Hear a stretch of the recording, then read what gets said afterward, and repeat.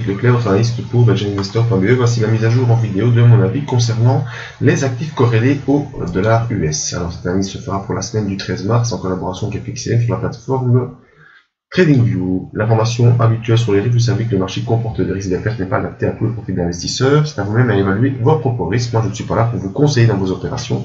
Ce que je vous conseille, c'est d'utiliser des comptes démo afin d'établir vos stratégies. La stratégie à moi, c'est l'analyse des impulsions, stratégie que j'utilise depuis de nombreuses années et que je peux également vous enseigner. Alors, on va commencer par le dollar US, l'euro face au dollar US. Eh bien, l'euro est dans cette petite phase baissière, dans ce petit couloir baissier. Vous avez dit, ben voilà, il faudra attendre la sortie de ce couloir pour pouvoir espérer mieux. Eh bien, ce couloir, elle s'est faite le 3 mars. On a accéléré fortement en dehors du couloir. On est venu se taper sur des moyennes mobiles, puis on a légèrement consolidé. Et on a consolidé vers la zone support qui était prévue, les 10,54.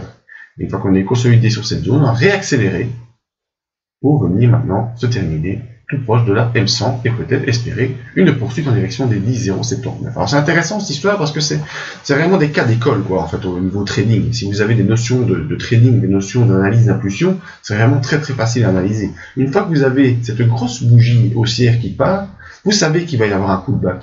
C'est quasiment obligatoire, c'est très rare les impulsions qui continuent tout de suite, surtout si elles se font à l'intérieur du corps des bandes de Bollinger. Non, on accélère, on corrige, on repart. Ça, c'est le schéma classique qu'il faut toujours avoir en tête, qu'il ne faut pas louper quand on fait du trading. Donc voilà, c'est accélération, tac, pullback, tac, et on repart. Voilà, très simple. Après ici, c'est une autre histoire qui se joue. Pourquoi? Parce qu'on va franchir la M100, on va ouvrir les bandes de Bollinger, et là, on n'aura pas de pullback. C'est direction des 10,079 tout de suite. Mais une fois que vous avez un couloir bien défini, un range, ici un range oblique baissier, eh bien dès qu'on en sort, si on a loupé la sortie, c'est pas grave, on attend le pullback sur une zone support, et puis ça repart. Assez facile. Je suis certain qu'il y a ici un nombre de gens très important qui ont des positions à 1,055, des positions acheteuses. La preuve, c'est qu'on repart vers le haut.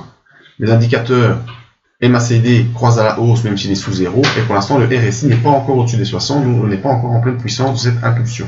Mais vraiment ici, un cas d'école qu'il ne fallait pas louper. Les pullbacks sont des choses très importantes qu'il ne faut jamais manquer.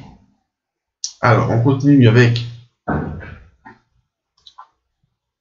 l'or. L'or, malheureusement, c'est une phase baissière, très importante ici. On avait passé les 1241 et puis on est venu baisser. On a enfoncé de manière assez violente le support des 1241.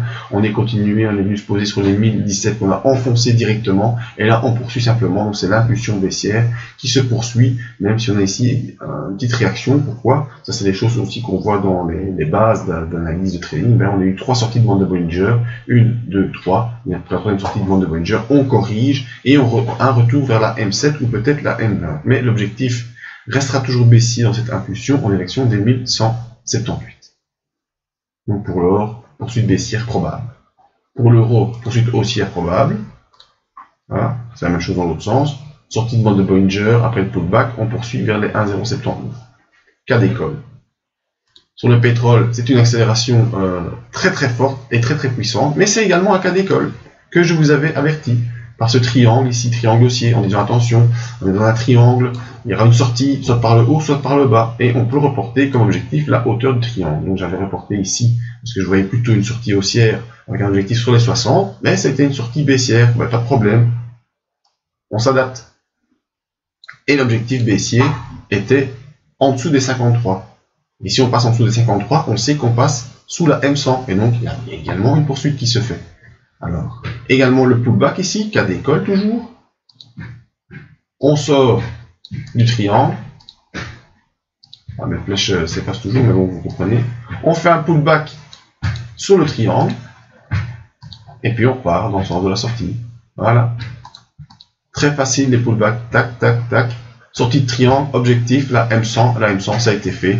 Donc, quand vous avez repéré cette sortie ici, vous prenez une position vendeuse tout de suite, ou vous attendez le pullback, un retour sur le triangle, vous prenez une position vendeuse, et puis c'est parti, il n'y a qu'à laisser faire. D'autant plus qu'on a sorti de bande de Bollinger ici, en date du 8 mars, sortie de bande de Bollinger assez violente, avec enfoncement de la zone support, et donc obligatoirement, ça continue. Et ça continue, ça continue. On a la troisième sortie de bande de Bollinger, On a, je suppose, nos indicateurs, vous voyez, le RSI passé sous 40, le MACD en croisement baissier sous 0, impulsion baissière qui se met en place. Prochain arrêt, peut-être la zone des 49, ou peut-être plus bas. En tout cas, ici, l'objectif baissier, la zone des 49. Donc toutes ces choses-là sont des choses de base, d'analyse que vous devez connaître. Et dans nos formations, analyse des impulsions, c'est des choses dont on parle. Alors ici, on parle des bandes de Bollinger, baissière, je passe, j'accélère un petit peu, calcul des objectifs. Ah, ici, on parle des triangles, avec des objectifs. Bon, ici, je choisis un objectif haussier, parce que c'est toujours plus sympa de faire un objectif haussier, mais vous avez vu dans l'exemple du pétrole, on peut faire l'objectif baissier également, c'est pas de problème. C'est toujours la même chose. Les pullbacks à ne pas manquer quand vous avez des figures. Il y a une sortie, vous avez raté la sortie, c'est pas grave, on a le pullback et puis ça repart. C'est comme ça surtout. Ici on a une figure également, vous connaissez peut-être, on a une sortie, boum, le pullback, on repart. Jamais manquer les pullbacks.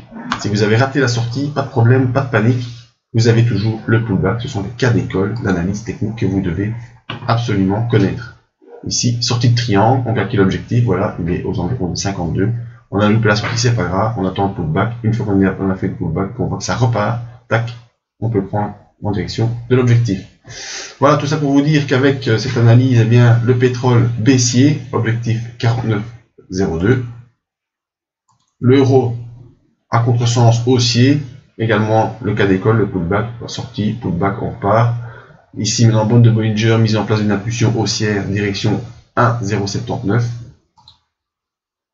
Et sur l'or, eh bien, simplement, un enfoncement de zone de résistance, 1217, 3 sorties de bande de Bollinger. Ici, on va un peu faire un retour, à mon avis, sur la M100, mais probablement que ça va poursuivre direction les 1178, si, et seulement si, les indices se poursuivent à la hausse. Ça, à mon avis, ça va pas vraiment être le cas, selon l'analyse que j'ai pu faire juste avant. Donc voilà, pour l'analyse des actifs corrélés au dollar, vous avez vu qu'avec des formations et des notions théoriques de base, eh bien, on peut également suivre de manière efficace et même quasiment prédire, même si je ne vais pas dire ça parce qu'on n'est pas Madame Irma, eh bien, on peut suivre ces impulsions. Donc pour les formations, c'est ici. Ça peut se faire via Skype, même si vous habitez à l'autre bout de la Terre, c'est pas un problème, vous faites les formations. Nos prochaines analyses en vidéo, elles sont présentes ici. Pour le coaching, pour les actions, c'est ici. Il y a les soirées belges investisseurs, donc ça on fait une petite soirée entre nous, on parle d'investissement, c'est super sympa. Et la crypto-monnaie, à ne pas oublier, un investissement qu'il ne faut pas rejeter, parce que ça va devenir de plus en plus important. Envoyez-moi vos avis, ou venez consulter les avis qui ont déjà été émis et la zone de contact si vous avez des questions. Voilà, merci à tous, à tout bientôt.